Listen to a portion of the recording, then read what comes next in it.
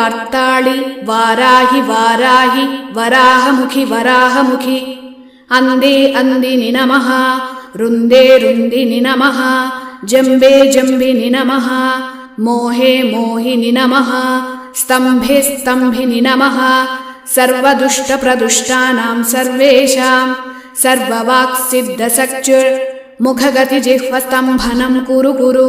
शीघ्रं वश्यं कुरु कुरु ऐं ग्लौं ठः ठः ठः ठः हुं अस्त्राय फट् स्वाहा। ॐ ऐं ह्रीं श्रीं ऐं ग्लौं ऐं नमो भगवति वार्ताळि वार्ताळि वाराहि वाराहि वराहमुखि वराहमुखि अंदे अंदिनि नमः रुंदे रुंदिनि नमः जंबे जंबिनि नमः